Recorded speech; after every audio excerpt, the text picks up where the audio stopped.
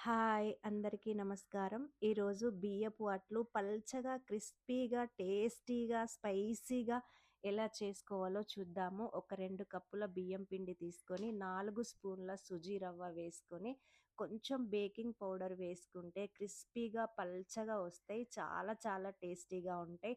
సరిపడా ఉప్పు, కారం వేసుకొని, కొంచెం స్పైసీగా గనక కావాలంటే కారం కొంచెం ఎక్కువేసుకుంటే వితౌట్ చట్నీతో తినొచ్చు. చాలా టేస్టీగా ఉంటుంది. రవ్వ దోసలాగా హోటల్‌లో వచ్చే రవ్వ దోస ఉంటుంది గదా! అలాంటి టేస్ట్ వస్తుంది. ఒక్కసారి చేసుకొని ట్రై చేయండి. చాలా చాలా టేస్టీగా ఉంటుంది. కాకపోతే మనము కలపడం మాత్రం పల్చగా కలుపుకోవాలి. పల్చగా కలపడం వల్ల మంచిగా క్రిస్పీగా పల్చగా వస్తాయి అట్లు. అట్లంటే మామూలుగా దొడ్డుగా వేస్తారు గదా!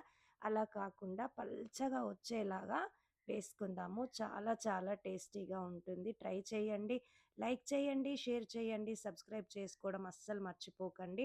ప్యాన్ తీసుకొని దాన్ని ఫస్ట్ ఆనియన్‌తోని మంచిగా క్లీన్ చేసుకోండి. తర్వాత ఆయిల్ ఏసేసుకొని దోసలాగా పోసేసుకోండి అట్లని. చూడండి చాలా చాలా బావుంటాయి. తప్పకుండా పిల్లలకు ఈవినింగ్ టైంలో స్నాక్స్ లాగా గూడా పెట్టండి. చాలా బావుంటుంది. బియ్యం పిండి కార్బోహైడ్రేట్ గదా! ఇన్‌స్టాంట్ ఎనర్జీ వస్తది కాబట్టి మనకి బాగా ఆకలేసినప్పుడు ఇంట్లో ఇడ్లీకి గానీ, దోసకి గానీ నానబెట్టనప్పుడు, ఉప్మా తినబుద్ధి కానప్పుడు, మనకేం తోచనప్పుడు ఇవి పోసుకొని తింటే అస్సలు వదిలిపెట్టరు.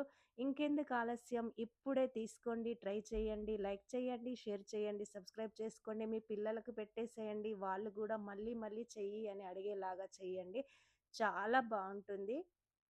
చూడండి ఎంత పల్చగా వస్తదంటే అలా పోసుకోవాలి. హోల్స్ దగ్గర గ్యాప్ లేకుండా మంచిగా పోసేసుకొని, కొన్ని ఆనియన్స్ పైన మనం వేసుకుంటే హోటల్‌లో రవ్వ దోసలాగా వస్తుంది. హోటల్‌లో రవ్వ దోస తిన్న వాళ్ళు గనక ఇది గూడా తిని చూస్తే దానికి, దీనికి అసలు తేడానే లేదు అని చెప్పేసి మీకు అర్థమవుతుంది.